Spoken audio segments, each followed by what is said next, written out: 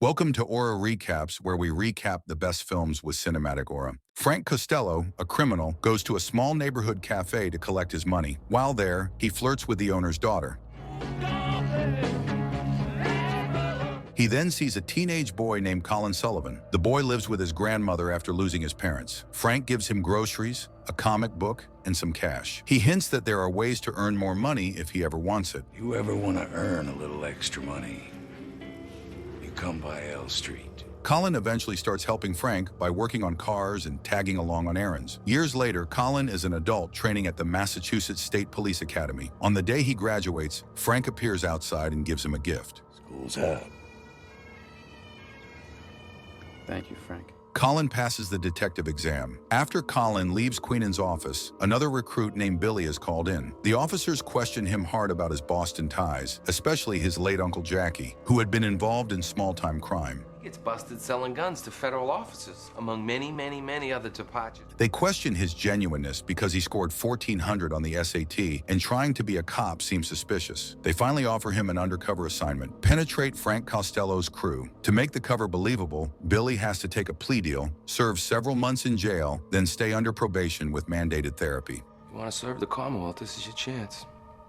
Billy accepts. Billy goes to prison. 4 months later, he walks out and heads to his Aunt Kathy's house. He tells his cousin Sean that he plans to use insurance money to get into the drug trade. He insists he is not working for the police. Together, they start running deals around the city. Working deal, just try to limit it to 2 8-balls an hour, all right? One night, they stop at a bar where Mr. French, Frank's trusted enforcer, is drinking with a few associates. When someone mocks Billy for ordering cranberry juice, Billy reacts aggressively and smashes a glass over the man's head. French steps in, warns Billy about picking fights, and buys him a fresh drink. But I'm the guy that tells you there are guys you can hit.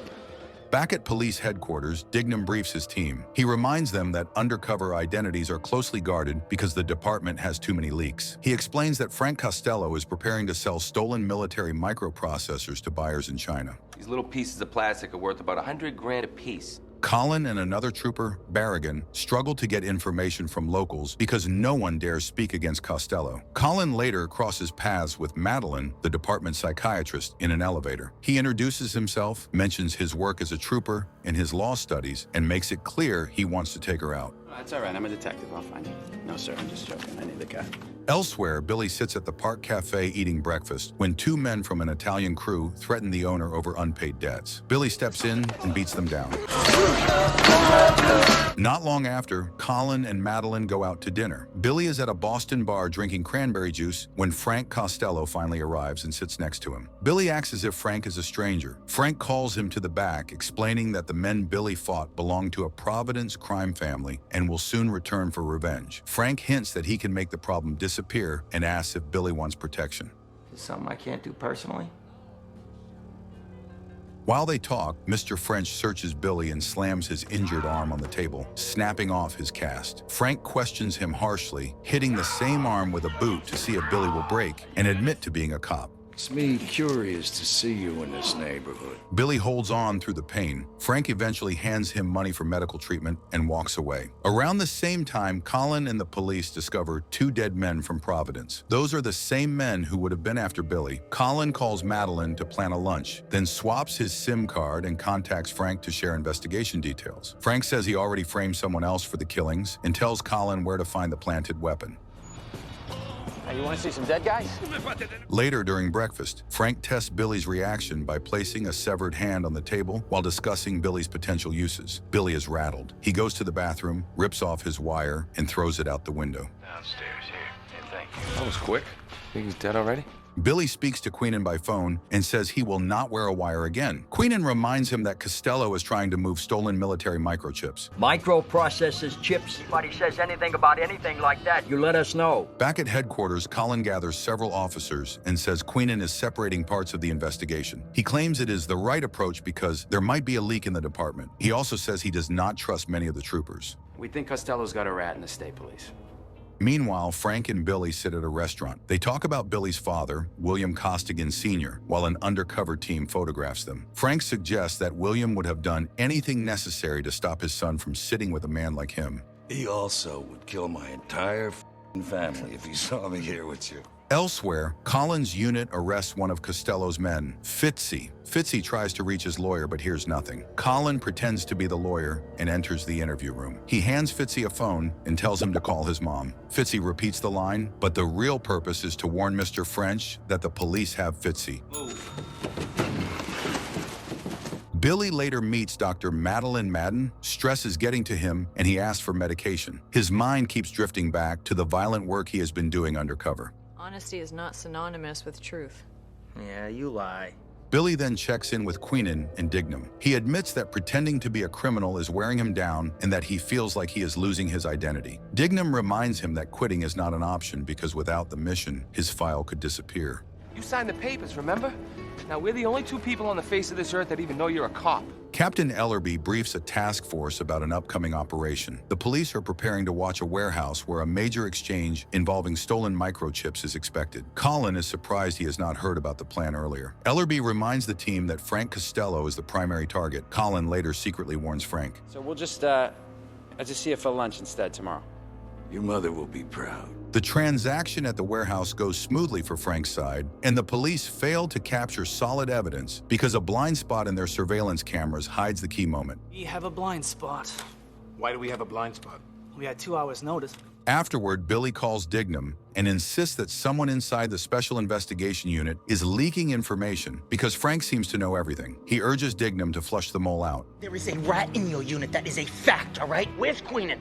Billy meets Madeline for coffee. She gently tells him she is already in a committed relationship. It's a pretty serious relationship, yeah. It's very serious. It turns out Madeline's boyfriend is Colin. Not long after, Billy beats up a robber who tries to dodge paying Frank. Fearing for his life, the robber reveals a secret. Frank has been working with the FBI for years. Costello's a protected FBI informant! He'll trade you out! At a warehouse, Frank orders his men, including Billy, to fill out forms with their personal information and place everything into a single envelope marked Citizens Trust. Billy completes his paperwork, seals the envelope, and leaves. I'm not staying, all right? You can tell him I said that. He then visits Madeline at her apartment. Their conversation turns intimate and they spend the afternoon together. Meanwhile, Frank meets Colin at a movie theater to hand over the envelope. Billy hides in a dark row watching the exchange, though he cannot see Colin's face. When Colin leaves, Billy tails him through crowded alleys, trying to identify him. Colin senses the pursuit and ends up stabbing a restaurant worker who happens to walk outside. In the chaos, he slips away from Billy. Colin is caught by a street camera from behind. Later, Colin crosses paths with Dignam at police headquarters. Their interaction escalates quickly. Dignam accuses Colin of being a rat, and Colin demands the names of undercover officers, claiming he needs them for security reasons. Costello can't do much business without coordinating with his source. Back in his private office, Colin opens the envelope he took from Frank. None of the names in the documents match anything useful. Frank assembles a group of new recruits for a job and tells Billy to take the night off since the newcomers will handle the work. Billy steps outside and calls Queenan, saying Frank might be using an entirely new team to move drugs, though he warns it could be misinformation. Using a new crew tonight, new guys. Take the night off. Colin then decides that the fastest way to uncover the mole is to track Queenan, so he arranges surveillance on him. The officers tailing Queenan report that he has entered an abandoned building. Colin stays on the phone guiding them. On the rooftop, Billy meets Queenan and says that Frank has a shipment coming in and that Frank is becoming more paranoid and violent. It's getting spooky, Captain.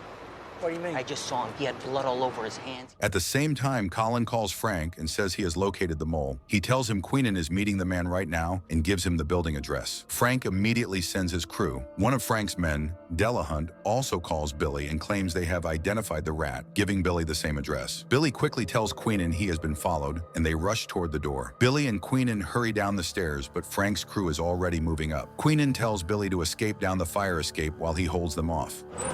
One of you mugs got a light? Where's your boy? Billy runs outside and is making his way through an alley when Queenan's body crashes onto the pavement right in front of him. Frank's men spill out of the building moments later. Fitzy yells at Billy for arriving late and orders him into the van. As the van heads out, one of the detectives gets out of the patrol car and shoots Delahunt. Gunfire erupts in both directions. Fitzy hits one of the detectives before the crew speeds away. At the station, Ellerby questions Colin about why Queenan went into the abandoned building in the first place. Dignam confronts Colin at the station, demanding to know why he put surveillance on Queenan. Colin brushes it off as internal affairs business. The argument escalates until Dignam punches him several times before Ellerby and the others pull them apart. Captain, I got reason to believe that Quinny got killed by his own undercover. That's a lie. Colin pushes for access to the locked files belonging to Queenan and Dignam. Ellerby instructs a tech officer to break into the files and orders Dignam to take a leave, but Dignam immediately quits. At an empty bar, Frank's crew goes over what happened. Fitzy questions Billy's absence, which quickly turns into an argument. Maybe he did, maybe he didn't, but you went out home. Delahunt, who is wounded and lying on a couch, calls Billy over. With fading strength, he reveals that he deliberately gave Billy the wrong address earlier, yet Billy still showed up at the correct location. Tell me why. Later, Billy waits outside Madeline's building. She comforts him briefly but then steps back, explaining that she cannot continue being a support system for him. She apologizes and leaves, leaving Billy dejected. Back at police headquarters, Colin stays late and takes Queenan's phone from the evidence table. He calls the most recent number, which causes Billy's undercover phone to vibrate. Billy hesitates, then answers without speaking. Colin also remains silent. Billy hangs up, packs a small bag, and then calls the number back. Colin identifies himself as Sergeant Sullivan and claims he is taking over the unit. He tells Billy that Dignam is on leave and asks him to come to the station. We need you to come in. Can you come in?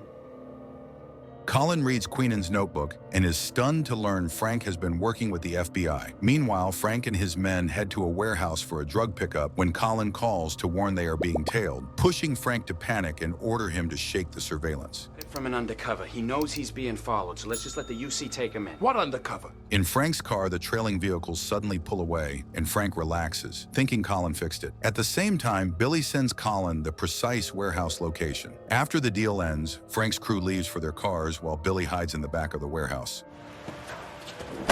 Frank wants me to check the back, all right? You go ahead. As Frank is about to leave, police surround the exit. A firefight erupts, and his men are gunned down. Frank is shot in the stomach and crawls behind a tractor. He calls Colin, who arrives armed. Colin confronts him about being an FBI informant and whether the feds have anything on him. Frank tries to shoot but misses, and Colin kills him. I got Costello here!